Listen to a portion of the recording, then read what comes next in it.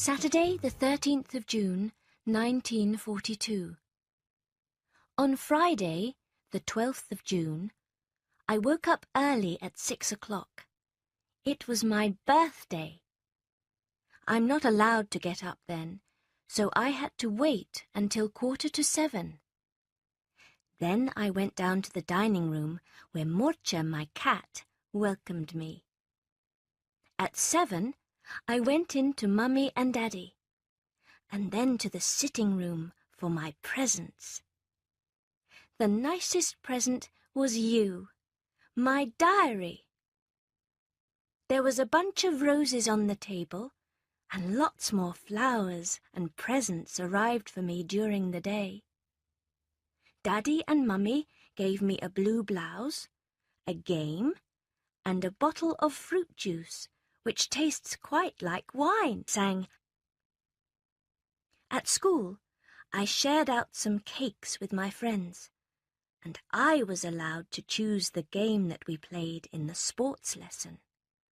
Afterwards, all my friends danced round me in a circle and sang Happy Birthday. Saturday, the 20th of June, 1942. It's strange, writing a diary.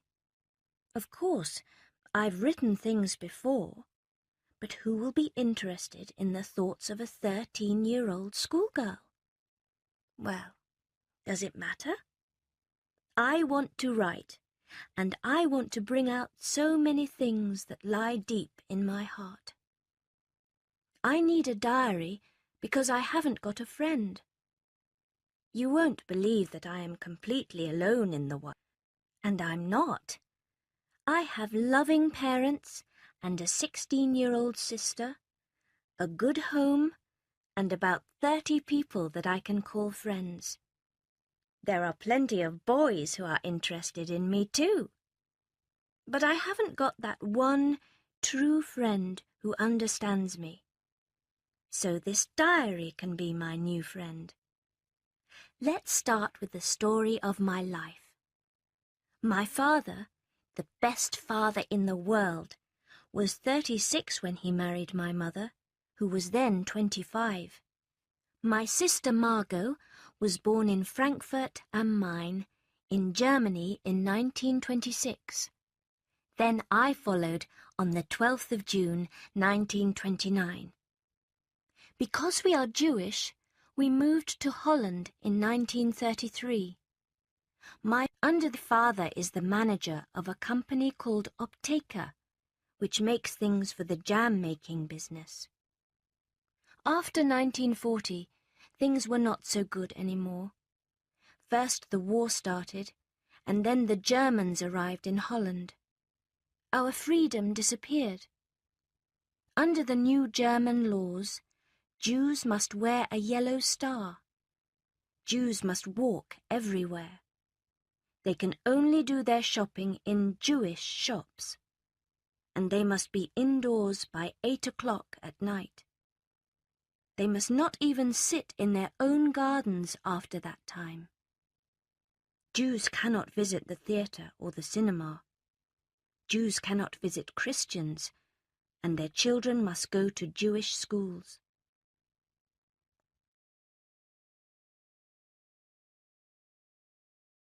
Sunday, the 21st of June, 1942.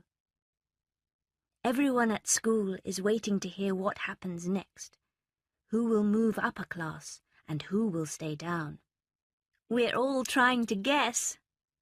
I think my girlfriends and I will be okay, though we'll have to wait patiently to find out.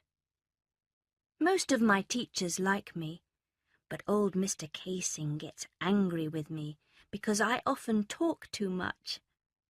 He made me do some extra homework and write about someone who talks too much. Wednesday, the 24th of June, 1942. It is so hot. Yesterday, I had to walk to the dentist's from school in our lunch hour. I wish that we could go on a bus or a train, but of course us Jews are not allowed to do that. It was so far that I nearly fell asleep afterwards in the afternoon. They were kind at the dentist's, though, and gave me something to drink. I wish I didn't have to go to school. I'm glad it's nearly the summer holidays. One more week and our suffering will be over. But something amusing happened too yesterday. A boy called Hello Silberberg asked me to walk to school with him. Hello is 16 and tells lots of funny stories. He was waiting for me again this morning.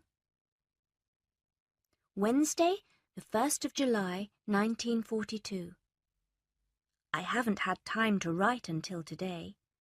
Hello and I know each other quite well now. His parents are in Belgium.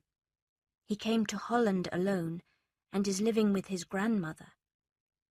He had a girlfriend called Ursula, but now that he's met me, he's not interested in her anymore. I know her too. She's very sweet and very boring. Hello came over on Sunday evening. He told me that his grandmother doesn't like our meetings. But on Wednesday nights, his grandmother thinks that he goes to woodwork lessons. He doesn't, so he'll be free to meet me.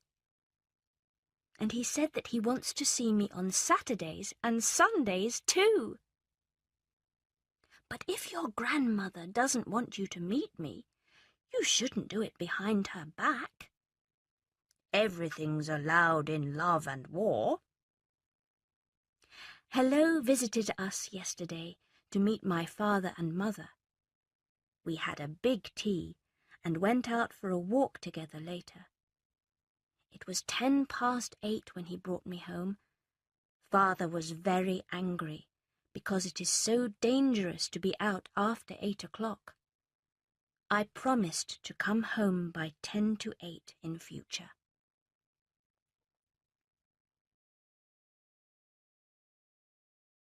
Sunday, the 5th of July, 1942. My exam results were good. My parents are pleased, of course. And Margot had a brilliant report, as usual. Father has been at home a lot lately, because he can't work at the business anymore. It must be awful for him to feel that he's not needed there. Mr. Clayman and Mr. Kugler are now the managers in the offices. When we went out for a walk together a few days ago, Father said, "We may have to go into hiding soon." "Why?" I asked him. "Why are you talking about it already?"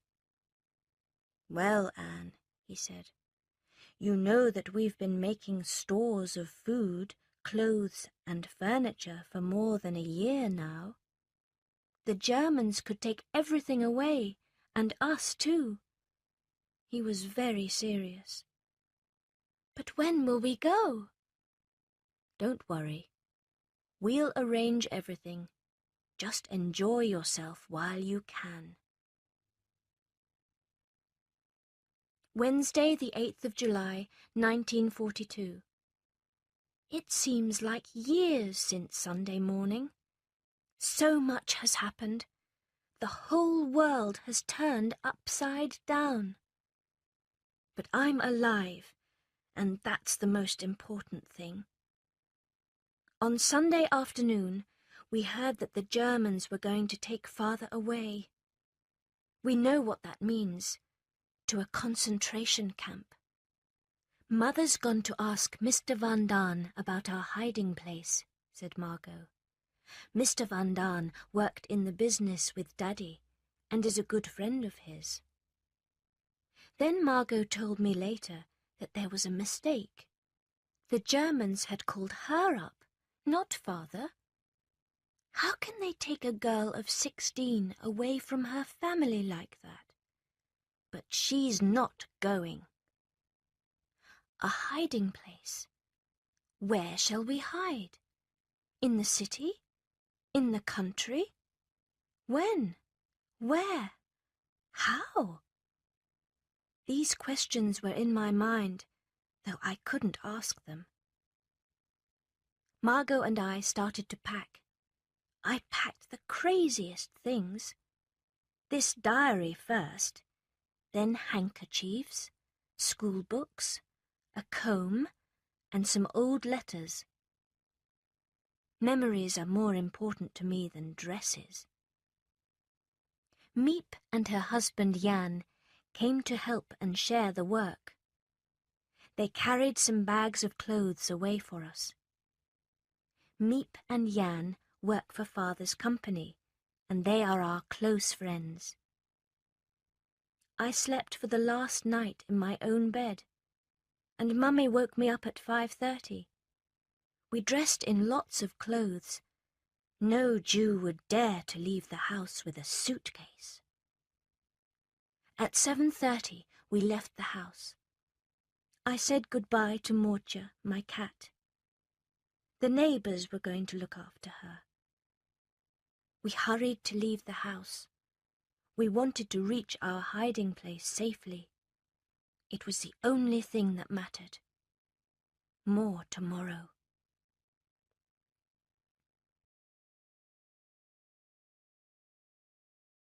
Thursday, the 9th of July, 1942.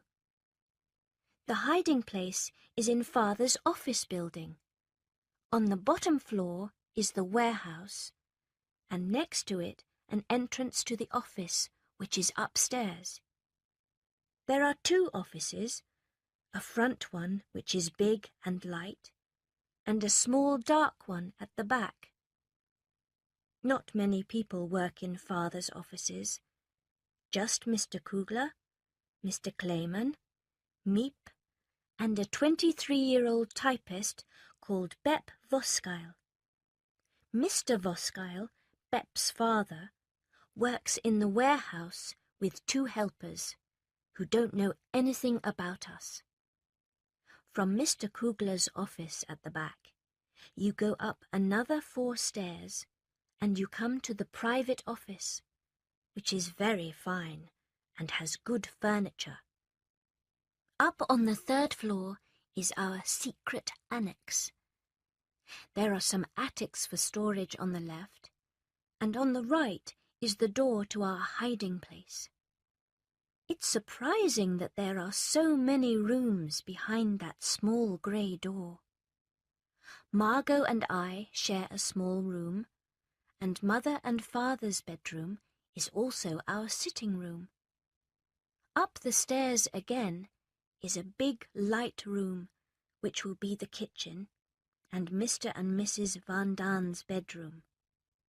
There is a very small room for Peter, their son, and another attic.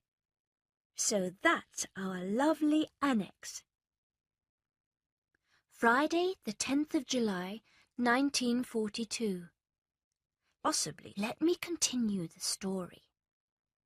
When we arrived at the warehouse, the annex was full of all the boxes that we had stored at the office for the last few months.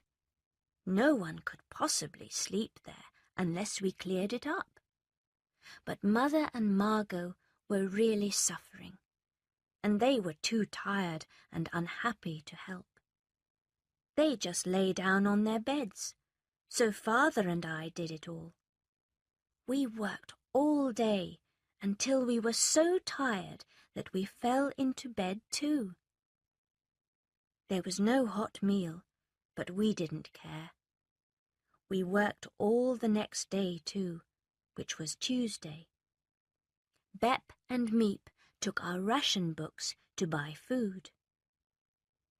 It was only on Wednesday that I had time to think about the enormous change in my life. Now I've got a moment to tell you all about it, to realize what has happened and what is still to happen.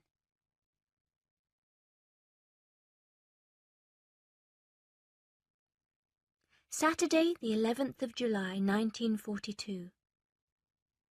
The others can't get used to the big clock outside, which tells the time every quarter of an hour. But I like it, especially at night. I don't feel at home here yet. I don't hate it, though. It is like a holiday in a strange little hotel. My bedroom was very empty when I arrived, but I've stuck up pictures of my favourite film actors and actresses. It's a lot better now. Margot and Mother are a bit better now too. Yesterday, Mother cooked some soup for the first time, but she went downstairs to talk and forgot all about it. The beans were burnt black, and we couldn't get them out of the pot. Last night, the four of us went down to the private office to listen to the news from the BBC in England on the radio. I was so frightened that I asked Father to take me back upstairs. I thought someone might hear it. We have to be very quiet at night. Friday, the 14th of August, 1942. I haven't written for a month now, but not much has happened. The Van Daans arrived a day early, on July the 13th. The Germans were calling up a lot of people, and they thought it was safer to come early. Peter, their son, is a shy boy of almost 16. I don't think he will be a very interesting friend. We all share our meals now, and after 3 days we began to feel like one big family. The Van Daans told us a lot of news. People think we are escaping to Switzerland, although one woman says that an army lorry took us away in the middle of the night. And another family say that they saw all four of us riding on our bikes early one morning. Friday, the 21st of August, 1942. Now our secret annex is really secret. Mr. Kugler has built a bookcase over our little entrance. It opens like a door. It's a beautiful day outside, nice and hot. We can still enjoy it, lying on a bed in the attic.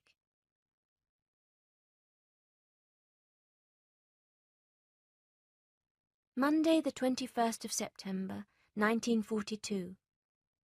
Mrs. Van Daan is awful. She says that I talk too much. She won't save food in a dish. She leaves it in the cooking pot so that it gets spoilt. And she doesn't do any washing up. Mr. Clayman brings me books to read, and I've begun my schoolwork. I'm working hard at French, and Peter is learning English. Pim, our name for father, wants me to help him with his Dutch lessons. He makes terrible mistakes. He and I are also working on our family history and drawing our family tree, so I am learning about all my relations. Mrs. Van Daan walked into the room just now. I shut the diary quickly. Anne, can't I just look at it? No, Mrs. Van Daan. Just the last page? No, not even the last page, Mrs. Van Daan. I nearly died. That page was full of rude things about her. Sunday, the 27th of September, 1942. Mother and I had a discussion today, but I burst into tears. I can't help it. Daddy is always nice to me, and he understands me much better. I feel that Mother and I are like strangers to each other. Mrs. Van Daan is in a bad mood and is locking all her things up. She thinks that I am spoilt and always says, "If Anne was my daughter." I'm glad that I'm not. Tuesday, the 29th of September, 1942. Try to imagine this.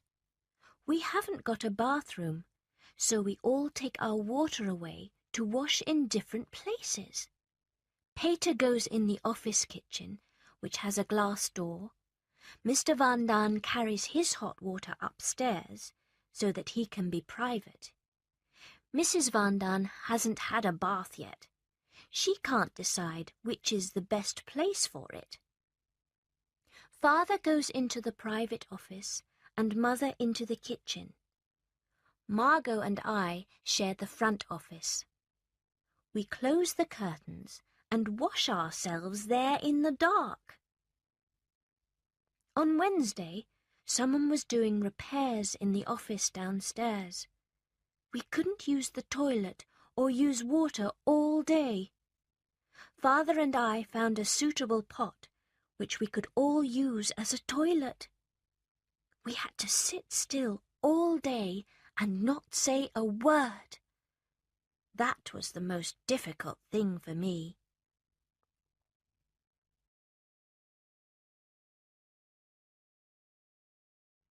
Thursday, the 1st of October, 1942. Yesterday I was very frightened. At 8 o'clock, the doorbell suddenly rang. I thought that the Germans were coming to get us, but everybody said that someone only rang for a joke, or that maybe it was the postman, and I felt calm again. Peter can be very funny sometimes.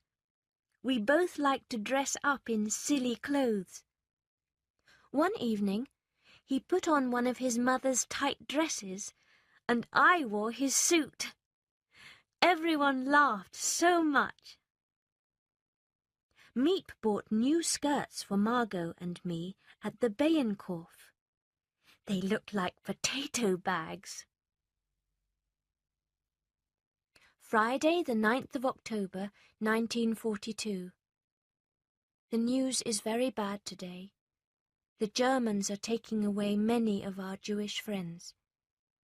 They are sent to concentration camps at Westerbork, or even further away. We think many of them are murdered there. I feel terrible. The English radio says that the Germans are killing them with gas. Perhaps that's the quickest way to die.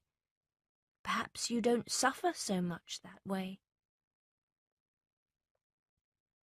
Tuesday, the 20th of October, 1942. My hand is still shaking as I write this. 2 hours ago, we heard an awful noise at our bookcase door. The knocking didn't stop, and someone was pushing and pulling at the door. Perhaps they had come to arrest us. We were white with fear. But at last we heard Mr. Clayman's voice. "Open up, it's me!" The door was stuck, and he couldn't open it. We had a good time on Monday. Miep and Jan spent the night with us. We cooked specially for them, and the meal tasted wonderful. Monday, the 9th of November, 1942. Yesterday was Peter's 16th birthday. He had a game and a cigarette lighter. He doesn't smoke much, but the lighter looks good. There was a big surprise, too. Mr. Van Daan heard that the English have reached Tunis, Algiers, Casablanca, and Oran. It is not the end of the war yet, but perhaps we can hope for the end now. Perhaps it will soon be history. Well, what about food in the annex? A man brings bread every day, a very nice friend of Mr. Clayman's, and we've stored 100 tins of food here. We can buy ration books on the black market, and we've also bought 300 pounds of beans. We decided to move them to the attic, and Peter was given the job. He succeeded in getting 5 sacks upstairs, but the 6th sack burst, and a river of beans poured downstairs. I was standing at the bottom of the stairs. Peter couldn't stop laughing when he saw me in a sea of brown beans. Unfortunately, though, the beans are very small and have disappeared into all the holes. Whenever we go upstairs now, we look for a few more beans.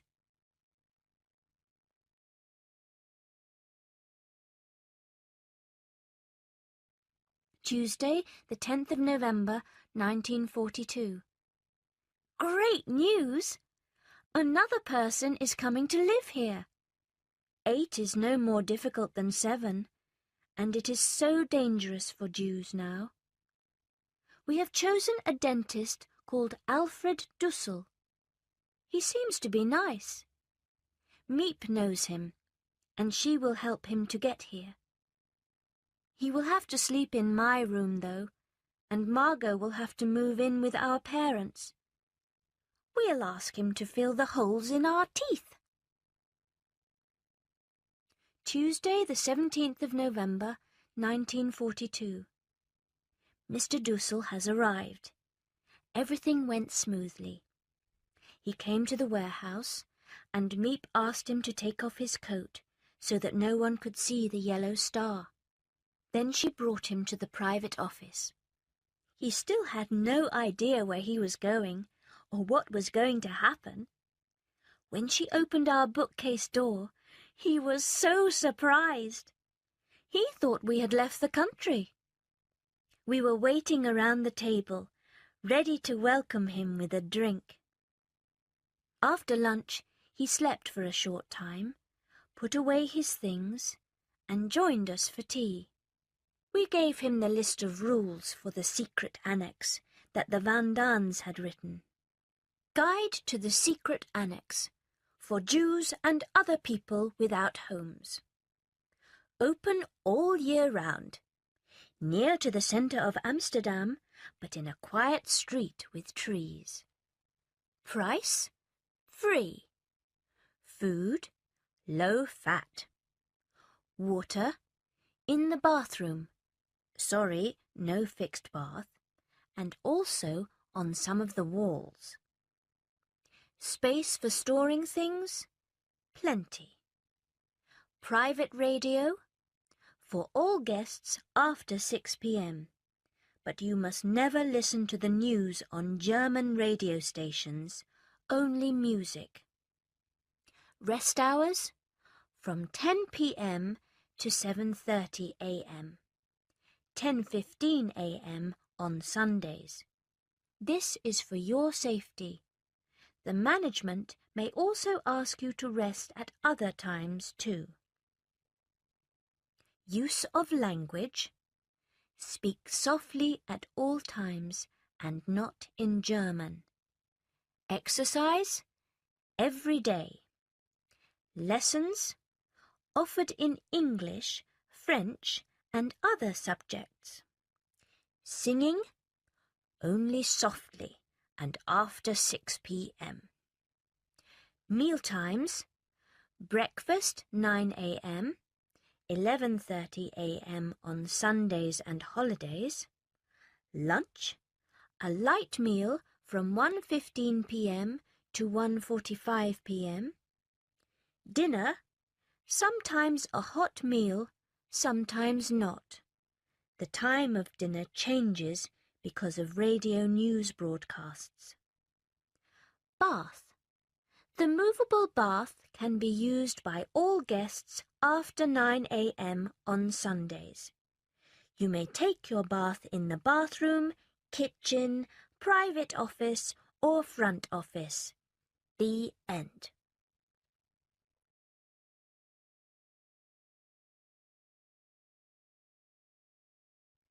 Thursday, the 19th of November, 1942. It's true. Mr. Dussel is a very nice man. He's willing to share a room with me, although I don't really like sharing my things with a stranger. But we all have to give up something here. If we can save just one of our friends, we will be doing something to help, says Father. He's right. Mr. Dussel has told us a lot about the outside world. The news is terrible.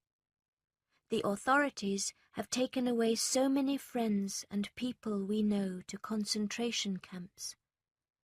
Army cars go round the streets day and night to arrest people. They're looking for Jews. They knock on every door and ask whether any Jews live there.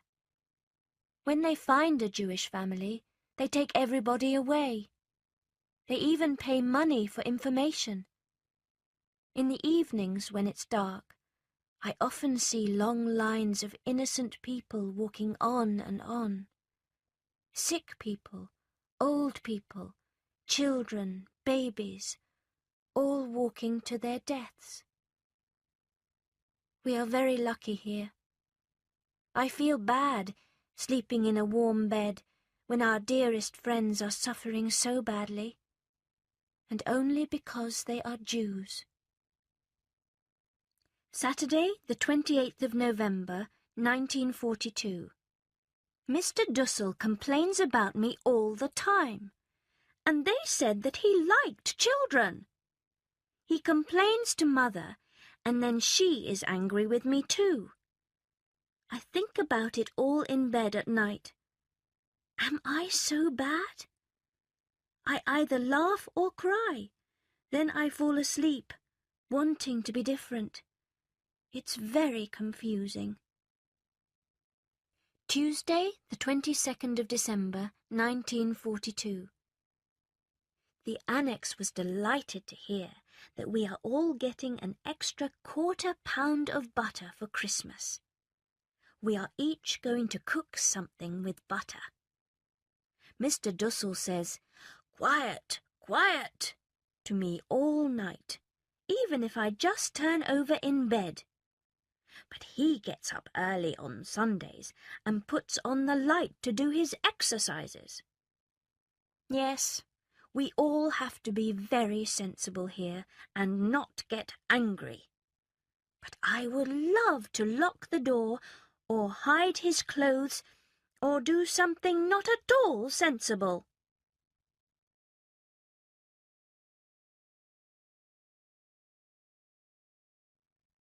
Wednesday, the 13th of January, 1943. Terrible things are happening outside. People are being pulled out of their homes and arrested. They have to leave with only a small bag and a little money, but even that is stolen from them. Families are separated. When children come home from school, their parents have disappeared. The sons of Christian families in Holland are also sent to Germany. Everyone is frightened. Every night there are air raids. Hundreds of aeroplanes fly over Holland to drop bombs on German cities. Every hour, hundreds or maybe thousands of people are killed in Russia and Africa. The whole world is at war. Although the Allies are doing better now, the end of the war is nowhere in sight. We are luckier than millions of people. It is quiet and safe here. We have money to buy food. We are selfish. We talk about after the war, and we look forward to new clothes and shoes. But we should save our money to share with others later. The children round here only have thin shirts and wooden shoes, no coats or socks. There is no one to help them. They are always hungry and ask people on the streets for bread. I could tell you more about the suffering that the war has brought, but it would make me too sad. All we can do is to wait patiently until it is over. Saturday, the 27th of February, 1943. Pim thinks there will be an invasion by the Allies at any time now. Churchill was seriously ill, but now he's getting better. We are sharing our butter a different way now. Everyone gets their own piece on their own plate. But it's not done right. The Van Daans make breakfast for everyone and give themselves the biggest share of the butter. My parents are too frightened to argue, unfortunately. Wednesday, the 10th of March, 1943. I could hear the guns all last night. I am always frightened of shooting, and I usually climb into Father's bed to feel safe. The guns are really loud, and you can't hear your own voice. One night, there were strange noises inside the annex. Peter went up to the attic and found, guess what? An army of enormous rats!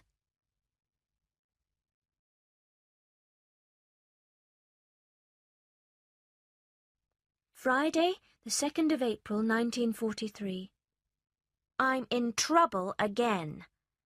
Last night, I was lying in bed and waiting for Father to come and say my prayers with me.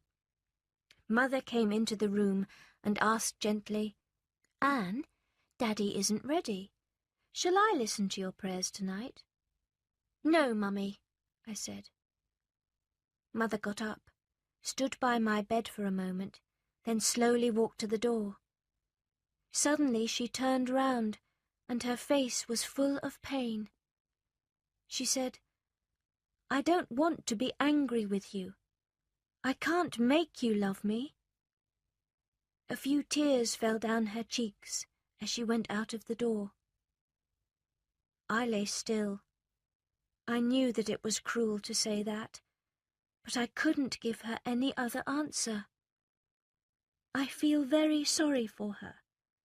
She's pushed me away from her with her unkind jokes. She cried for half the night and didn't sleep. Father doesn't look at me, but I know what he is thinking. How can you be so unkind? How dare you make your mother so sad?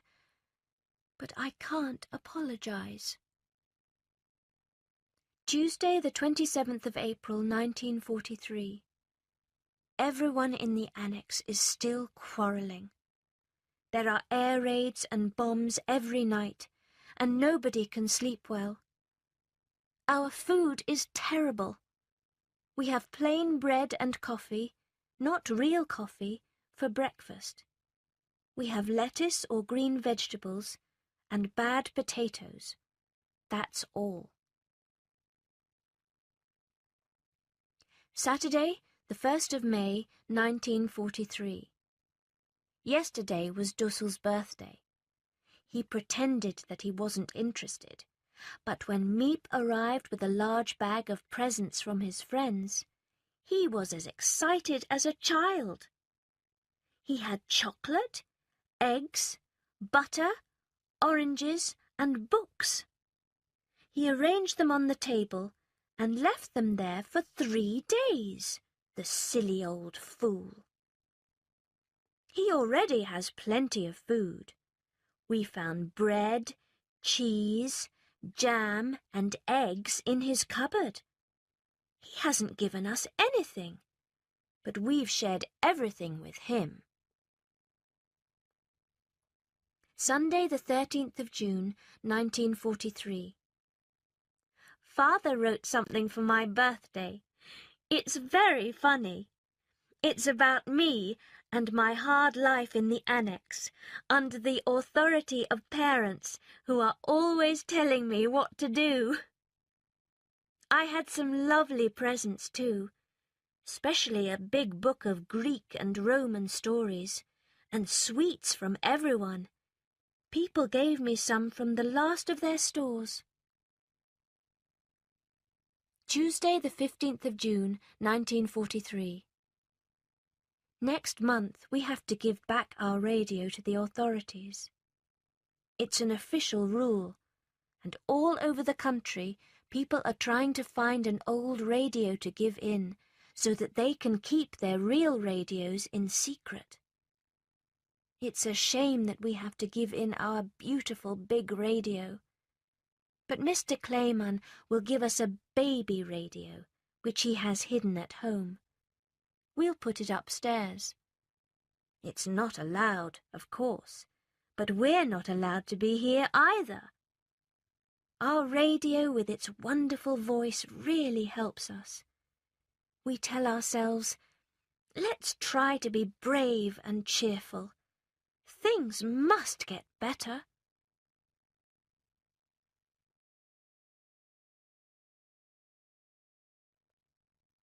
Friday the 16th of July, 1943. There was a break-in last night, a real one. This morning, Peter went down to the warehouse and saw that the doors were open onto the street. We stayed quiet and didn't use any water or do anything to make a noise.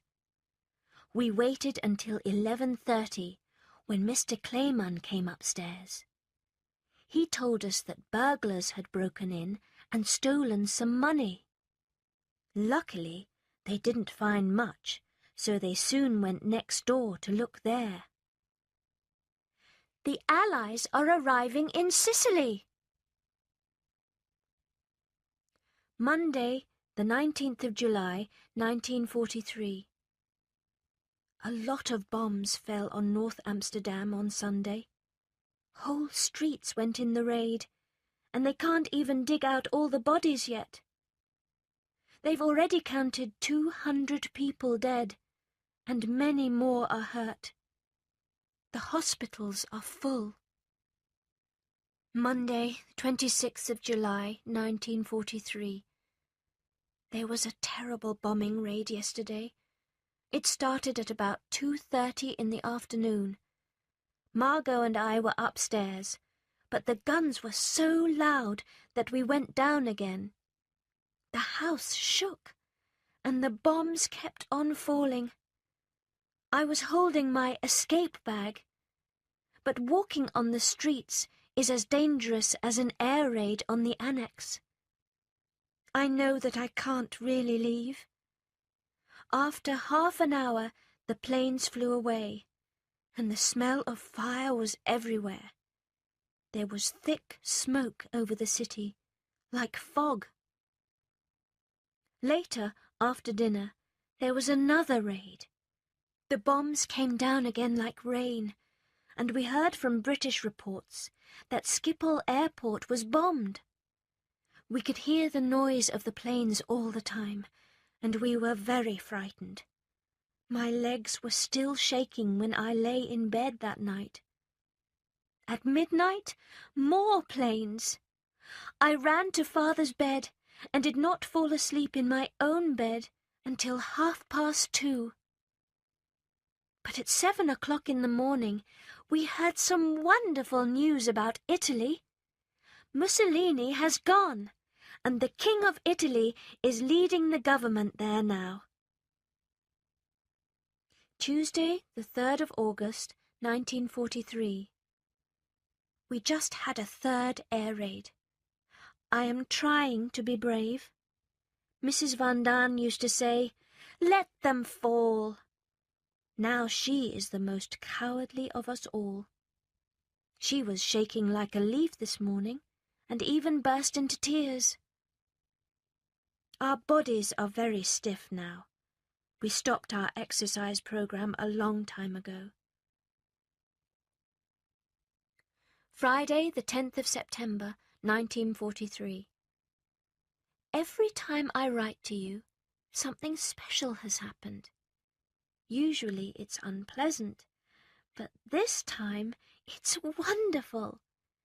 The news was broadcast that Italy is out of the war. The British are now in Naples. The Germans are in North Italy. But there is some very bad news too. Mr. Clayman is going to have a very difficult operation on his stomach, and he'll have to stay in hospital for at least 4 weeks. He's so brave. He's always cheerful and smiling, although he's usually in pain.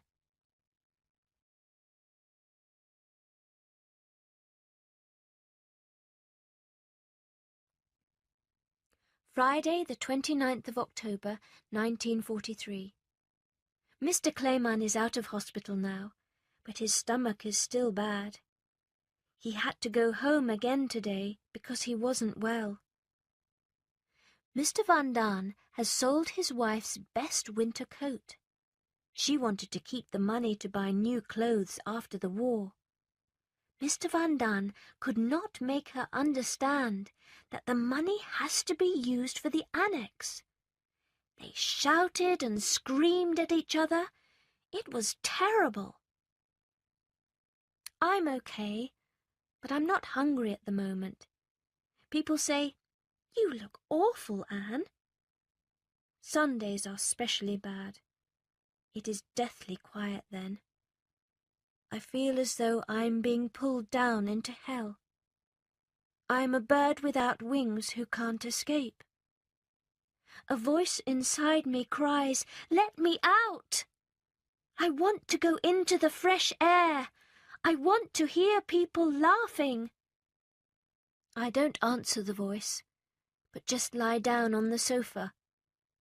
Sleep makes time go more quickly. Wednesday, the 3rd of November, 1943. We've decided to start our fire at 7:30 on Sunday mornings instead of 5:30. I think it's dangerous. The neighbours may see the smoke, and what will they think? The curtains are a problem too. They cover the windows completely, but sometimes someone here will decide to take a little look outside. Everyone complains, but the answer is, "Oh, nobody will notice."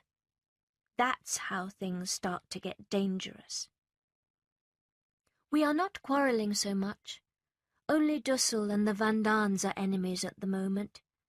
Dussel talks about Mrs. Van Daan as "that stupid cow," and she calls him "an old woman." Monday evening, the 8th of November, 1943. We all have different moods here, up and down. And my mood is sad now. Miep says that we are peaceful here, but it's like a small circle of blue sky. We 8 people in the annex are in that circle, but all around us are dark clouds and danger. The circle is getting smaller, and the darkness closer. If we could fly up into that blue sky, into heaven. Oh, circle, open wide and let us out!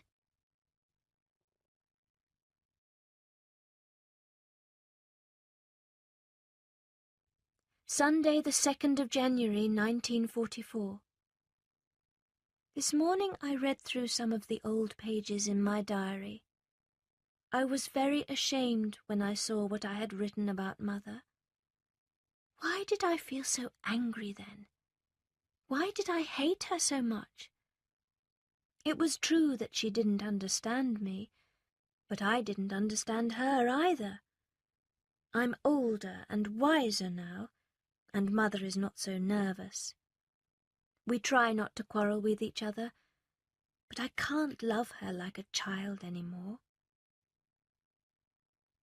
Thursday, the 6th of January, 1944. I realized what's wrong with Mother. She says that she sees us more as her friends, not her daughters. That's nice, but a friend is not the same as a mother. I think the changes in my body are wonderful. Whenever I have my period, 3 times now, it's like a sweet secret inside me. There is pain and mess, but I look forward to it again. I need a friend, and I'm going to try Peter. I want badly to talk to someone. I had a chance to talk to him yesterday.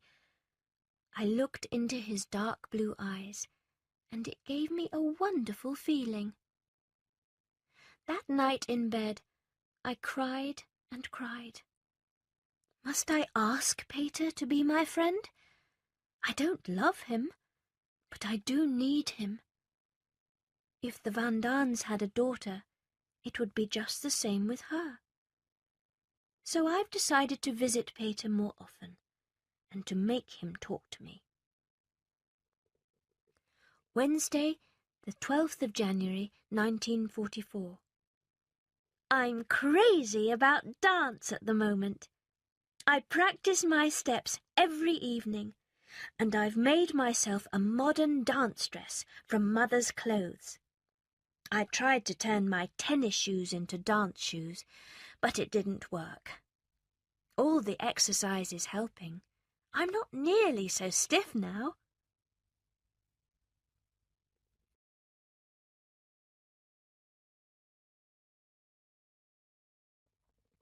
Saturday, the 15th of January, 1944.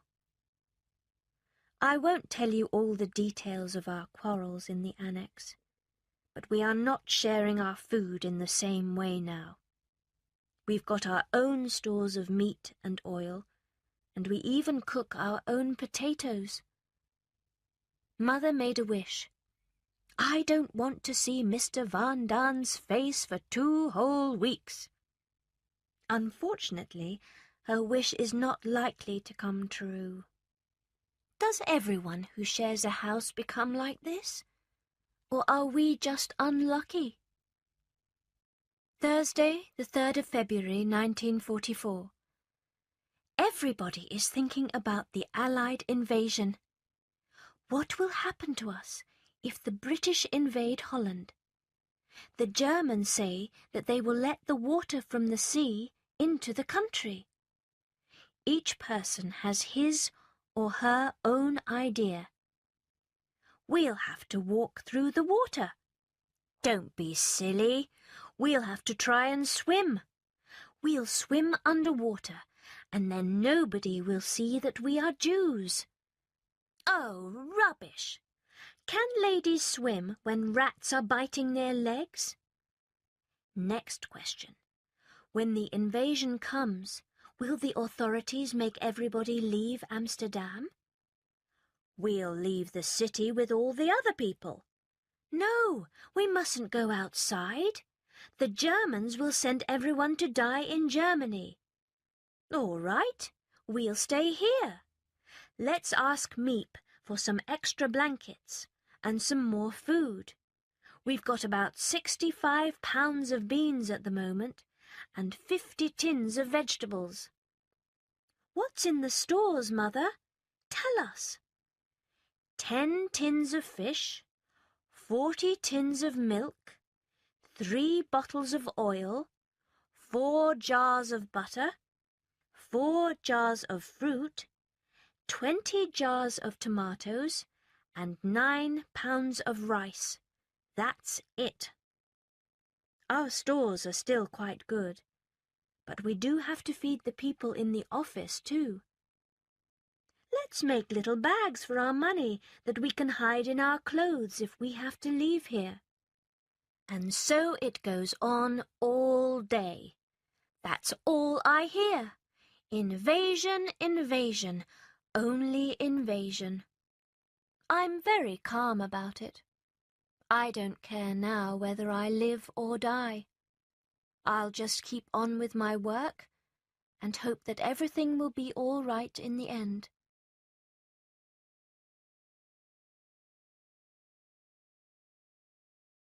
Wednesday, the 16th of February, 1944. I had to go up into the attic, through Peter's room, to get some potatoes today.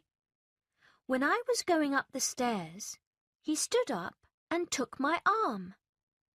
I'll go, he said, but I told him that it wasn't necessary. On my way down, I asked him, "What are you studying?" "French," he replied. I asked if I could look at his lessons. Then I sat down on the sofa and began to explain some French to him. We went on talking pleasantly about other things too, and finally he spoke about the picture of film actors on his wall. It's the one that I gave him, and he likes it very much. Shall I give you a few more? I asked him. No, he replied. I prefer this one. I look at it every day, and all the people in it have become my friends. Peter needs love too. That's why he holds Mushi the cat so tightly.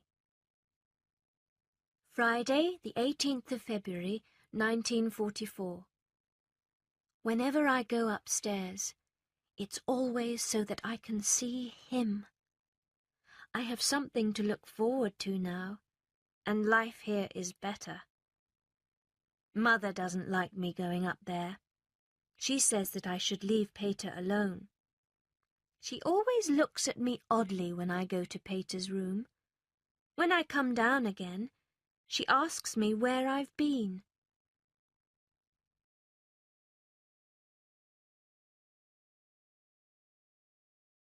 Wednesday, the 23rd of February, 1944. The weather is wonderful, and I feel better. Almost every morning, I go up to the attic for some fresh air. We can open the window there and look out. This morning, Peter was up there too. He came over to where I was sitting on the floor. The two of us looked out at the blue sky, at the tree, and at the birds flying through the air. It was so beautiful that we couldn't speak. We stayed like this for a long time. How can I be sad when there is the sun and the sky? I asked myself. God wants us to be happy and to see the beauty of this world. It will help us in all our troubles. Sunday, the 27th of February, 1944. I think about Peter from morning to night. I dream about him and see his face when I wake up. I feel that Peter and I are not really very different, although we seem to be on the outside. We both have strong feelings inside, which are difficult to control.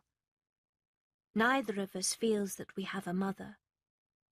His mother isn't serious.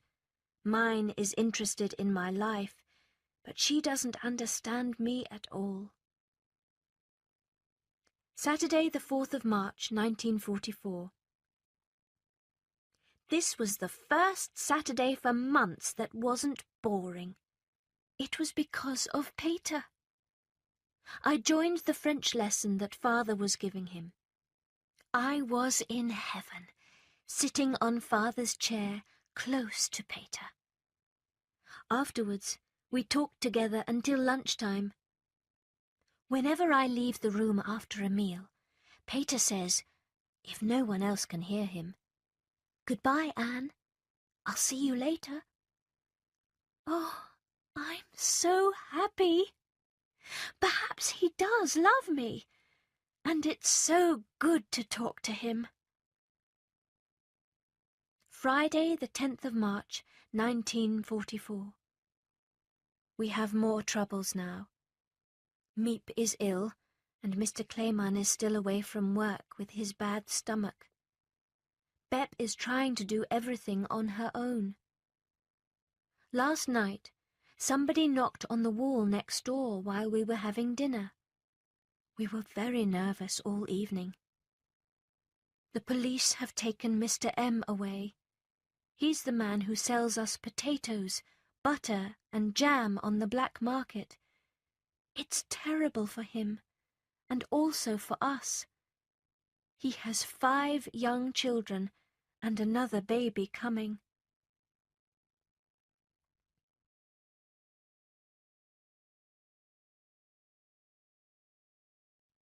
Tuesday, the 14th of March, 1944. I'm sitting at the Van Daan's table with a handkerchief over my mouth. Why? Let me start at the beginning. They've arrested the people who bring our ration tickets, so we don't have any fats or oils. Miep and Mr. Clayman are ill again, and Bep can't go shopping for us. The food is awful. Lunch today is potatoes and some very old vegetables out of bottles. They smell terrible, which is why I have the handkerchief. We've got to eat them too. I feel sick when I think about it. Half the potatoes have gone bad, and we have to throw them away. If life here was pleasant, the food would not matter so much. But it's the 4th year of the war, and we are all in bad moods. Saturday, the 18th of March, 1944. I've written so much about myself and my feelings, so why shouldn't I write about sex too? Parents are very strange about sex. They should tell their sons and daughters everything at the age of 12. But instead of that, they send them out of the room when anyone talks about sex. And the children have to try and find out everything by themselves. Then, later, the parents think that the children already know it all, but usually they don't. Soon after I was 11, they told me about periods. But I didn't know where the blood came from or what it was for. When I was 12 and a half, one of my friends told me some more. She told me what a man and a woman do together. Well, I had already guessed. I was quite proud of myself. She also told me that babies don't come out of their mothers' stomachs. Where everything goes in is where the baby comes out. Children hear about sex in bits and pieces, and that isn't right. Although it's Saturday, I'm not bored. I've been up in the attic with Peter. I sat there dreaming with my eyes closed, and it was wonderful.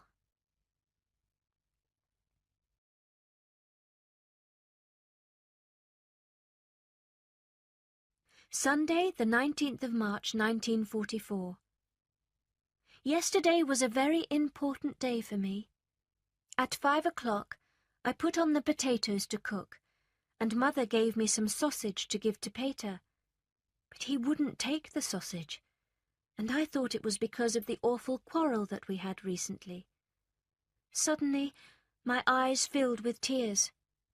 I took the plate back to Mother and went into the toilet to cry. I decided to talk to Peter. After the washing up, I went to his room. We stood by the open window as it grew dark. It's much easier to talk like that.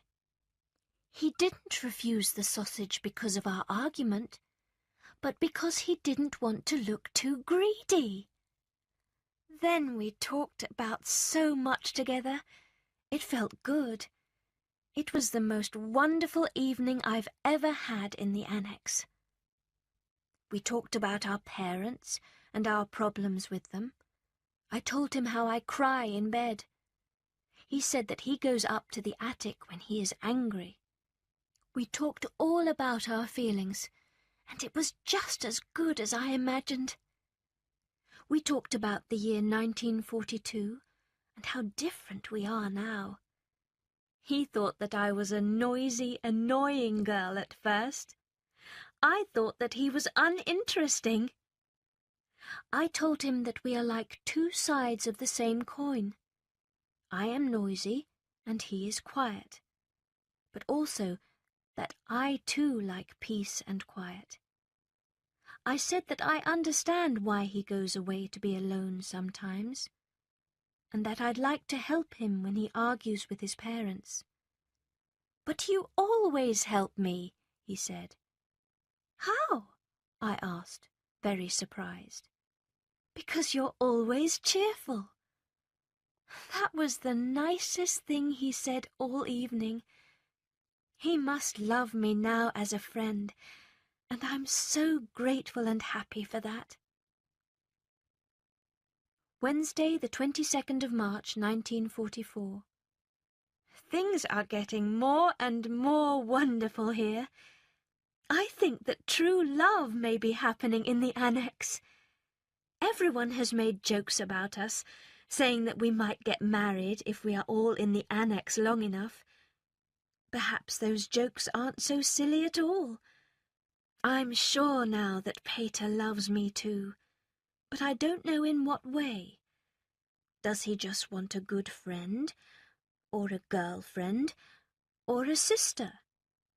Oh, when I think about Saturday night, about our words, our voices, I feel very satisfied with myself. For the first time, I don't want to change anything that I said.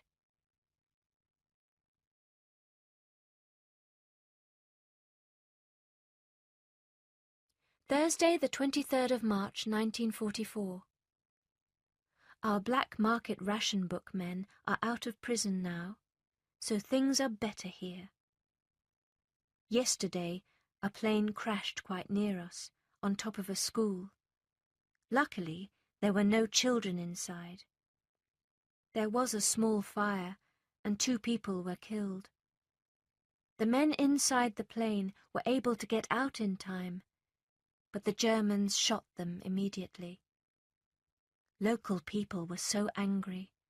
It was a cowardly, horrible thing to do. We, the ladies of the annex, were very frightened. I hate the sound of guns. Tuesday, the 28th of March, 1944. Mother is trying to stop me going up to Pater's room. She says that Mrs. Van Daan is jealous.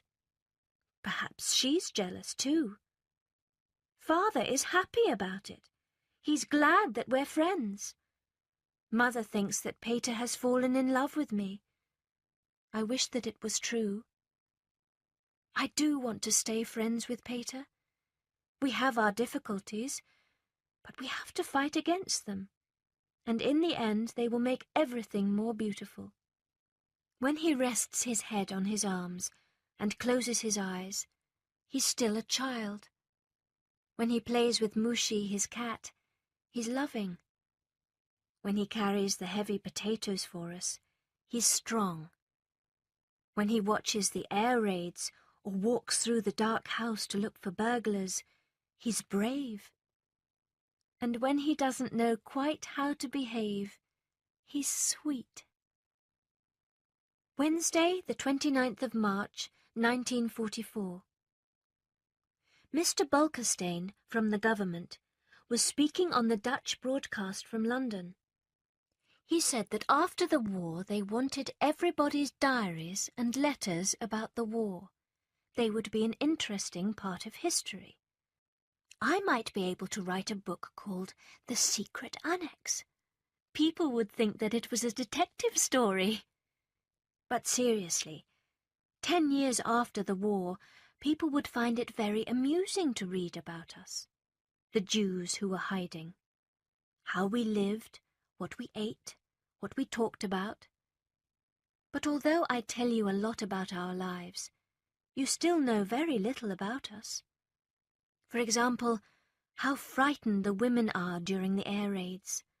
Last Sunday, 350 British planes dropped their bombs on Emoiden, so that the houses shook like grass in the wind. Or about the awful illnesses that people are catching here. You know nothing about all this, and it would take me all day to describe it. People have to wait in line for vegetables, and all kinds of other things too. Doctors can't visit the sick, since their cars and bikes are stolen at once. There are so many thieves around that you ask what has happened to the Dutch. Why are they stealing so much? Little children, 8 and 11-year-olds, break the windows of people's homes and steal whatever they can. People don't dare to leave the house even for 5 minutes, because everything may be gone when they return.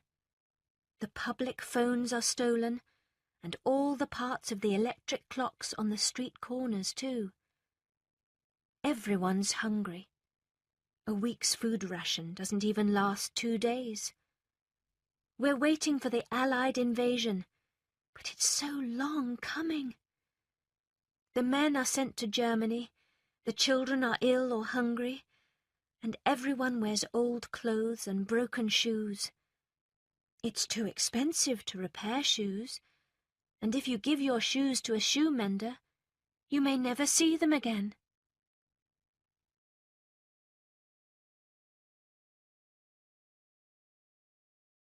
Friday the 31st of March, 1944.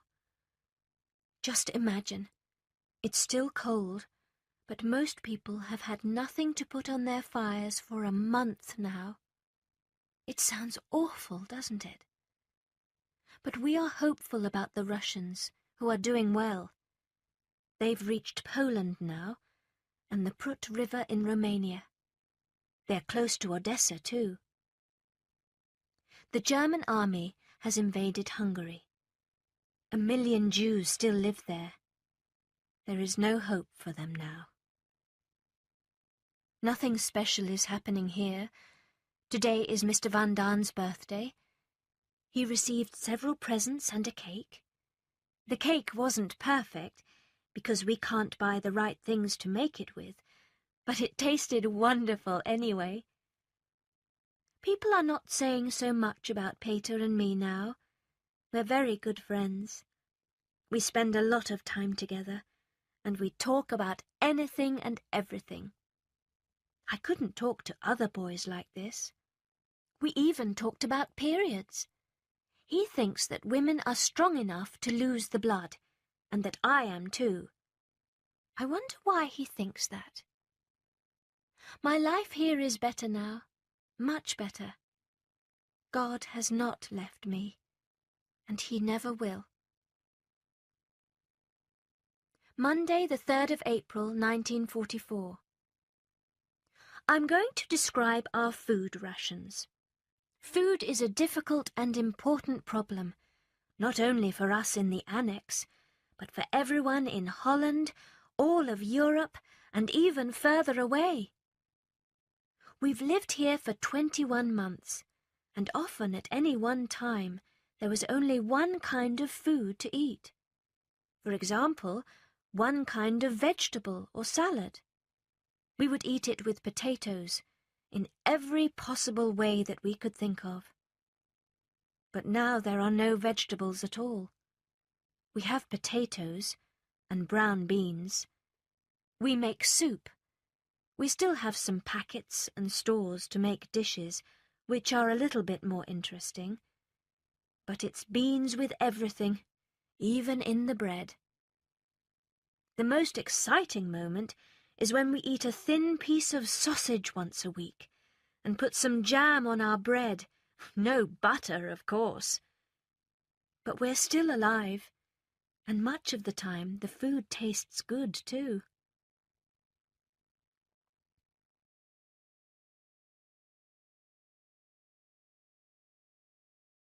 Wednesday, the 5th of April, 1944. For a long time now, I haven't really been interested in my schoolwork. The end of the war still seemed so far away, and if it isn't over by September, I won't go back to school, since I don't want to be 2 years behind. Peter filled my days, nothing but Peter, nothing but dreams and thoughts, until Saturday night when I felt terrible. I sat on the floor in my nightdress and said my prayers. Then I just lay down on the floor and cried. But I knew I had to fight against it, and finally, when I climbed back into bed at 10 o'clock, the suffering was over. And now it's really over. I've realized that I must do my schoolwork. I want to make something of my life. I want to be a journalist. I know I can write. A few of my stories are good. A lot of my diary is alive and amusing, but I don't know yet if I can be a really good writer. But then if I can't write books or for newspapers, I can always write for myself. I don't want to live like Mother, Mrs. Van Daan, and all the other women who simply do their work and are then forgotten. I need more than just a husband and children. I want to be useful and to bring enjoyment to all people, even those that I've never met. I want to go on living after my death. I'm grateful to God for my writing, so I'll go on trying, and everything will be all right, because I'm not going to give up.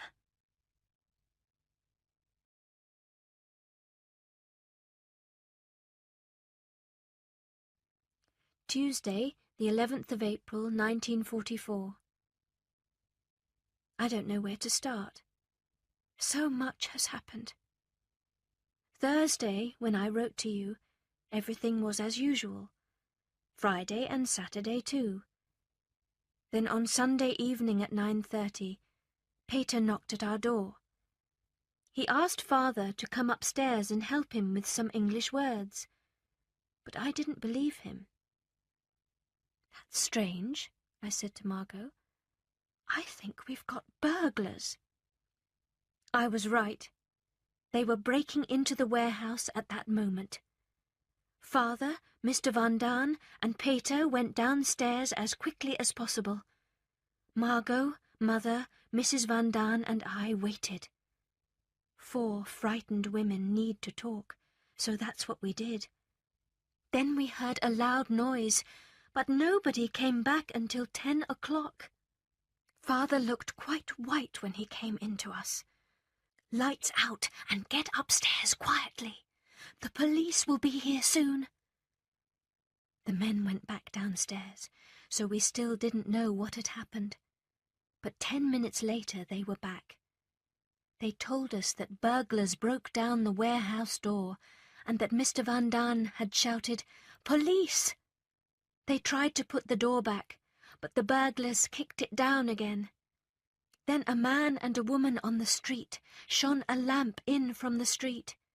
We later found out that this was Mr. Van Hooven, the man who brings us potatoes, and his wife. We waited and waited in the dark until after 11 o'clock. Then there was more noise downstairs, and finally someone tried to move the bookcase. We were so frightened. I thought the police were going to take us away. But then the person went away, and the house was quiet. We had to stay quiet all night too, and use a large tin for a toilet. We tried to sleep on the floor. "We should hide the radio," said Mrs. Van Daan.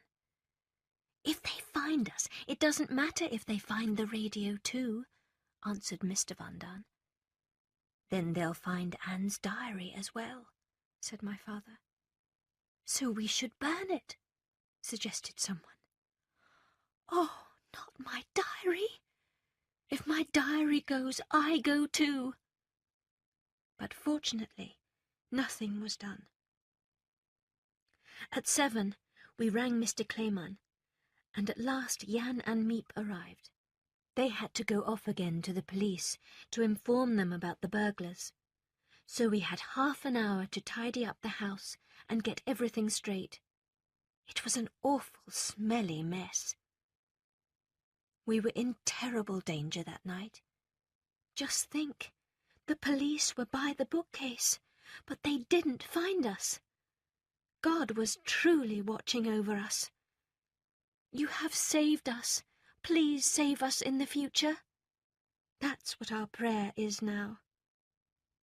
From now on, we must be more careful too. Dussel will do his work in the bathroom, and Peter will walk round the house between 8:30 and 9:30 every evening. Somebody noticed that Peter's window was open, so he must keep it shut now. It has reminded us that we are Jews, and that we must live like prisoners. We must forget our personal feelings and be brave and strong. One day this terrible war will be over. The time will come when we'll be people again, and not just Jews. Who has made us suffer like this? Who has separated us from all the other people? God has made us like this, but God will lift us up again. Perhaps afterwards If there are any Jews left, our suffering will teach people something. Perhaps they will learn something about goodness, and this is why we have to suffer. We can never be just Dutch or just English. We will always be Jews as well. Be brave. There will be a way out. God has always looked after us. All through history, Jews have had to suffer. But there are still Jews, and the suffering has made us stronger. I thought that I was going to die that night. I waited for death like a soldier. But now that I'm still alive, I want to stay in Holland after the war. I love the Dutch. I love this country. I love the language. I want to work here. If God lets me live, I will do more than Mother ever did. I want my voice to be heard. I'll go out into the world and work for all human beings.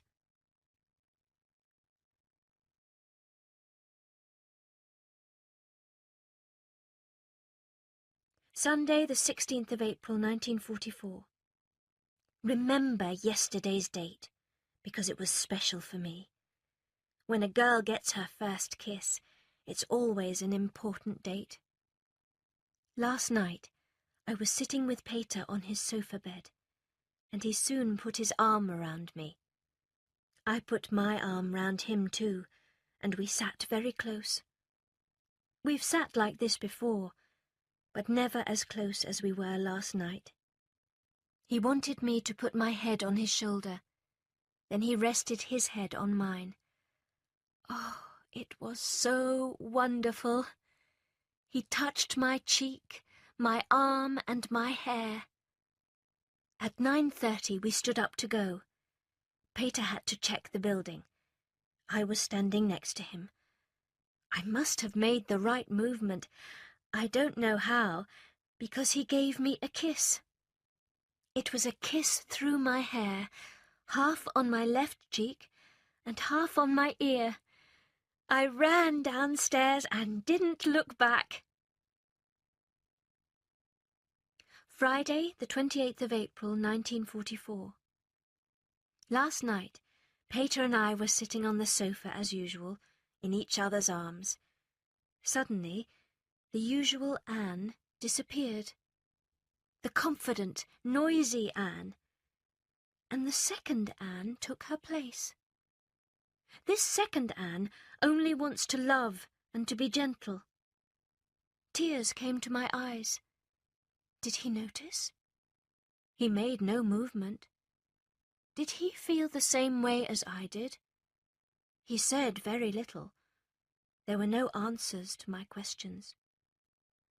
At 8:30, I stood up and went to the window, where we always say goodbye. I was still Anne number 2. He came over to me, and I threw my arms around his neck and kissed him on his left cheek. I was going to kiss his other cheek too, when my mouth met his, and we kissed each other again and again. Last night was a great shock to my heart. The gentle Anne doesn't appear very often, and she's not going to go away quickly. Oh, Peter, what have you done to me? What do you want from me?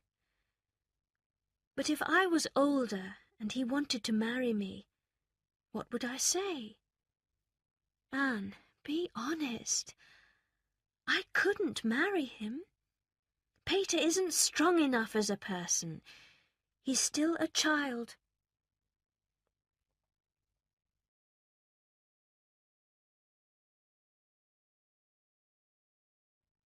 Tuesday, the 2nd of May, 1944. On Saturday night, I asked Peter whether I should tell Father about us. He thinks that I should. I was glad. It means that he's sensible. As soon as I came downstairs, I went with Father to get some water. While we were on the stairs, I said, "Father, when Peter and I are together, We don't exactly sit at opposite ends of the room, but you've probably guessed that. Do you think that's wrong?" Father paused for a moment, then answered, "No, I don't think it's wrong. But Anne, when you're living so close together as we do, you have to be careful." Later, on Sunday morning, he said more to me about it. "You must be the one to be careful. It's the man who always wants to go further. In the outside world, it's different. You're free. You see other boys and girls, and you can play sport and do a lot of different things. But here, you see each other every hour of the day. Be careful, Anne, and don't take it too seriously." Father says that I shouldn't go upstairs so often, but I still want to. Yes, I'm going. Wednesday, the 3rd of May, 1944. For the last 2 weeks, we've been eating lunch at 11:30 on Saturdays. From tomorrow, it'll be like that every day.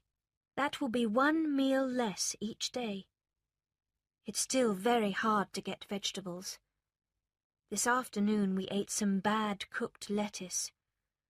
Add some bad potatoes, and you have a meal fine enough for a king. I haven't had my period for more than 2 months, but it finally started last Sunday. Although it's a trouble and a mess, I'm glad. You can imagine we often say, "Why are there wars? Why, oh why can't people live together peacefully?" No one can give a really good answer. Why is England making bigger and better aeroplanes and bombs, and at the same time also building new houses? Why do governments give millions each day for war when they spend nothing on medicine or poor people? Why must people go without food when there are mountains of food going bad in other parts of the world? Oh, why are people so crazy? It's not only governments who make war. No, the common man is guilty too. We give our governments the authority to do it. There's something in people that makes them murder and kill. Unless all human beings change, there will still be wars. I'm often sad here, but I still see our life in the secret annex as an adventure. It's dangerous, but exciting. I've decided that I want to live a different kind of life, not like other girls, and that I won't be an ordinary housewife. Living here is an interesting beginning to my life, and that's why I laugh at the amusing side of it, even when it's dangerous. I'm young, and I'm strong, happy, and cheerful. I feel that I'm growing up more every day, and that the end of the war is not far away. Nature is still beautiful, and the people around me are good. Every day, I think what an interesting adventure this is. So why be sad or frightened?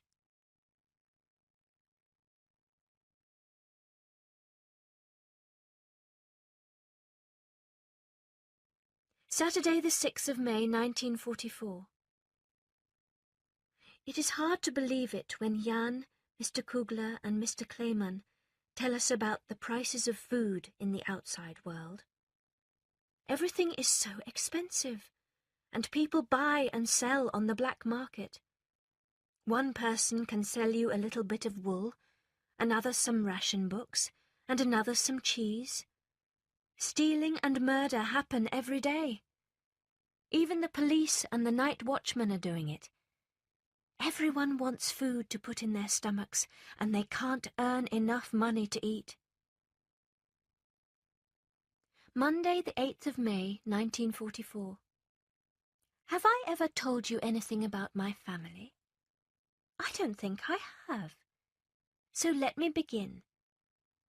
Father was born in Frankfurt am Main, and his parents were very rich. Michael Frank, his father, owned a bank. When father was young, there were parties and dances every week, and they lived in an enormous house. But when his father died, most of the money was lost, and after the Great War and the problems in Germany, there was nothing left at all. Mother's family wasn't so rich, but they had quite a lot of money, and she also tells us stories of private dances and parties with 250 guests. We're not at all rich now, but I hope things will be good after the war. I'd like to spend a year in Paris and London to learn the languages and study art history. I've told you before, I want to see the world and do all kinds of exciting things, and a little money will be very useful. Friday, the 19th of May, 1944. I felt awful yesterday. I was sick and had a headache. I'm feeling better today. I'm very hungry, but I won't eat the beans that we're having for dinner. Everything is going fine between Peter and me. We kiss each other good night every evening, and he always asks for another kiss. He's so happy to know that somebody loves him. I'm not so close to him now as I was. My love hasn't grown colder, though. Peter's a lovely boy, but I've closed the door to the Anne deep inside. If he wants to find her again, he'll have to break down the door. Monday, the 22nd of May, 1944. We've heard something very sad and frightening. It seems that a lot of people are thinking differently about us Jews now. People are against us who were once totally on our side. Some Christians are saying that the Jews tell secrets to the Germans. They say that the Jews are telling the authorities about their helpers, and then those people are arrested. And then, of course, the punishments that they get are terrible. Yes, it's all true. But they should ask themselves this. If Christians were in our place, would they behave differently? Could anyone, Jew or Christian, stay silent when the Germans are trying to make them talk? Everyone knows that it's almost impossible. So why do they ask us, the Jews, to do something impossible? I have only one hope, that the Dutch will not be against us for long. They should remember again in their hearts what's right, because this isn't right at all.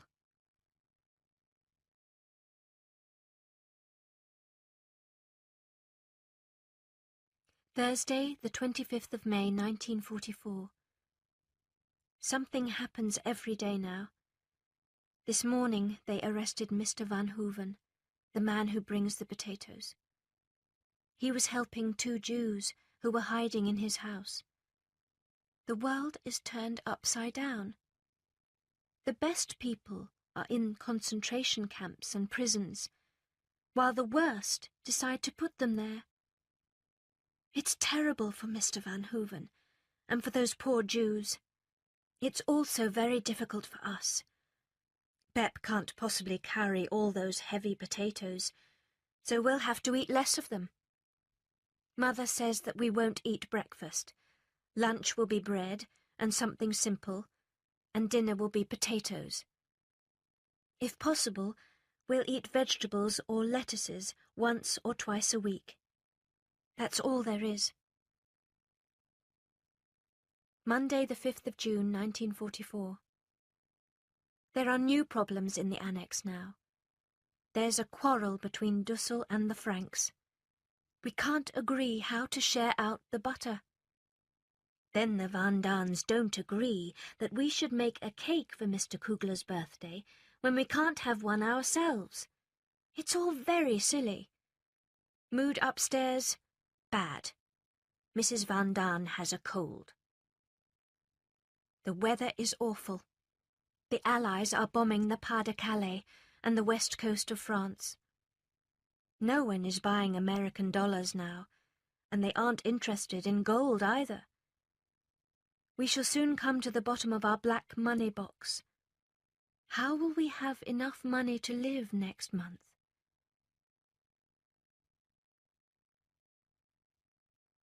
Tuesday, the 6th of June, 1944. This is D-Day, the BBC said on the radio at 12 o'clock. This is the day. The invasion has begun. The German news says that British soldiers have arrived on the coast of France and are fighting the Germans there. At 1 o'clock, the BBC said that 11,000 planes are flying in to help the invasion. They're carrying soldiers or on bombing raids. 4,000 boats are arriving on the coast between Cherbourg and Le Havre. British and American armies are already fighting there. We can't believe it. Is this really the beginning of the end of the war? We've talked about it so much, but it still seems too good to be true. Will they win the war this year, in 1944? We don't know yet. But where there's hope, there's life. It makes us brave and strong again. Now that the invasion has started, I feel that friends are coming. Maybe, Margot says, I can even go back to school in September or October.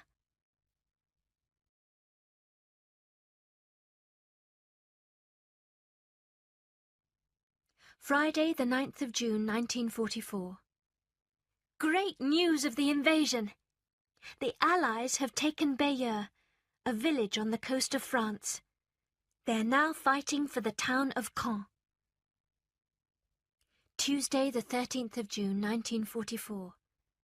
I've had another birthday, so now I'm 15. I had quite a few presents. Among them were an art history book, some underwear, a handkerchief, a pot of jam, 2 small honey cakes, a book about plants from Mother and Father, sweets from Miep, and some lovely flowers from Peter. The invasion is still going well, although the weather is terrible. Heavy rain, strong winds and rough seas. Peter loves me more each day, but something is holding us back, and I don't know what it is. Sometimes I wonder if I wanted him too much. I think that perhaps it wasn't real. But then if I can't go up to his room for a day or two, I want him badly again. Peter is kind and good, but in some ways I'm not happy about him as a person. He doesn't think much of God, for example, and I don't like the way that he talks about food. And why doesn't he let me come close to him? Really close to the person deep inside him? I haven't been outside for so long that everything in the natural world seems wonderful to me now. I remember a time when I didn't notice the blue sky, or the flowers, or hear the song of the birds. All that has changed. When I can, I try to watch the moon, or the dark, rainy sky through our windows. And when I look at the clouds, the moon and the stars, I really do feel calm and hopeful. It's the best medicine, and I am stronger afterwards. Unfortunately, I usually have to try and look through dusty curtains and very dirty windows. Tuesday, the 27th of June, 1944. The mood has changed, and everything outside is going very well. The Allies have won Cherbourg, Vitebsk, and Schloben. In the 3 weeks since D-Day, there have been rain and storms every day. but the British and the Americans have fought hard. How far do you think we'll be on the 27th of July?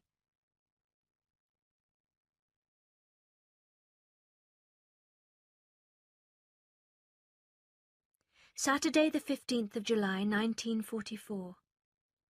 I know that I won Peter as a friend, not the other way round. I was the one who tried to make it work, and I made a picture of him in my mind as a quiet, sweet boy who badly needed a loving friend. I needed someone to talk to say what was in my heart. I wanted a friend, too, who would help me to find my way again. I succeeded. Slowly but surely, he came towards me. Finally, we became friends, but we became very close, too. I find it hard to believe now that we grew so close. We talked about very private things, but never about what was deep in my heart. And I still can't understand Peter. Is he really shy, or is there nothing deep in him at all? But I made one big mistake. I wanted him to be close to me, and now we can't be friends any other way. And he's holding on to me too tightly. I can't see how to change this now. Friday, the 21st of July, 1944. Now, at last, things are going well. Great news! Somebody tried to kill Hitler, and it was actually a German army official who tried to do it. This shows us that many of the German soldiers have had enough of the war too, and would like to end it. Tuesday, the 1st of August, 1944. I'm two people, really, as I've often told you. One side of me is cheerful and amusing, and enjoys a kiss or a rude joke. This is the Anne that people know, and they will be amused by me for an afternoon, but after that they've had enough of me for a month. No one knows the other side, the better side of Anne. It's deeper and finer, but the first Anne always shows herself, and won't let the second Anne out. I try, but it doesn't work. It's because I'm afraid that people will laugh at me. Of course, people laugh at me now. I'm used to it. But they laugh at the amusing, light-hearted Anne. She doesn't care, but the deeper Anne is too weak for that. If I make the good Anne come out even for 15 minutes, she won't speak, and allows Anne number 1 to talk. Then, before I realize it, she's disappeared again. So the nice Anne never comes out in front of other people, but she's almost always there when I'm alone. I would like to change, and I'm trying hard, but it's difficult. If I'm quiet and serious, my family thinks I'm ill. But I keep trying to become what I would like to be, and what I could be if only there were no other people in the world. Anne's diary ends here.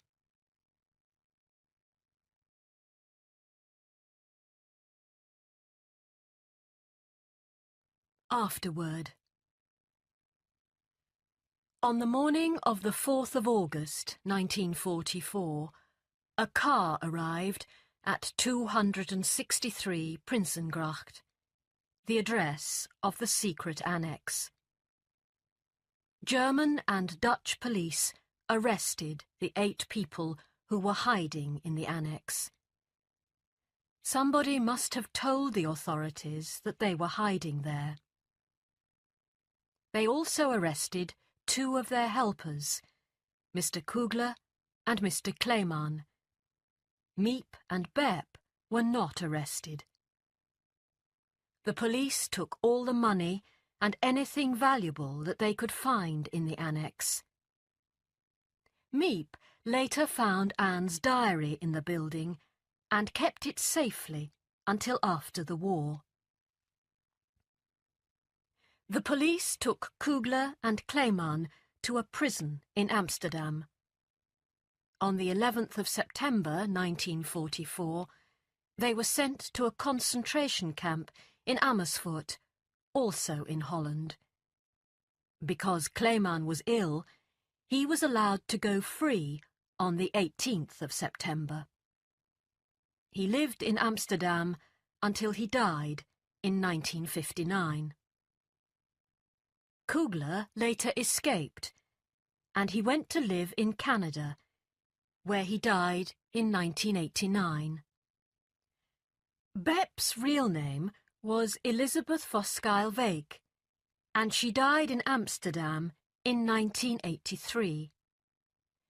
Miep Sandhushitz-Gies is still living in Amsterdam, but her husband, Jan, died in 1993. The 8 people from the annex were first taken to a prison in Amsterdam. Then they were sent to Auschwitz, the concentration camp in Poland. It seems that Mr. Van Daan died by gas at Auschwitz, and his wife was taken to several more concentration camps. She died in a concentration camp, though nobody knows exactly how. On the 16th of January 1945, Peter Van Daan had to go on the terrible prisoner's walk from Auschwitz to Mauthausen in Austria, where he died on the 5th of May 1945. He died only 3 days before the Allies got to the camp. Albert Dussel died on the 20th of December 1944 in the Neuengamme concentration camp. Edith Frank, Anne's mother, died in the Auschwitz concentration camp on the 6th of January 1945, too tired and too hungry to live any longer. Margot and Anne Frank were taken from Auschwitz to the Bergen-Belsen concentration camp near Hanover in Germany. A terrible illness attacked the prisoners there. They both died in the winter of 1944 to 45. Anne must have died in late February or early March. All the bodies of the prisoners were thrown together. The British Army arrived at the camp on the 12th of April 1945. Otto Frank was the only one of the 8 still alive. After Russian soldiers reached Auschwitz, he was finally taken back to Amsterdam. In 1953, he moved to Switzerland, married again, and lived there until his death in 1980. He spent the rest of his life trying to share the message of his daughter's diary with the rest of the world.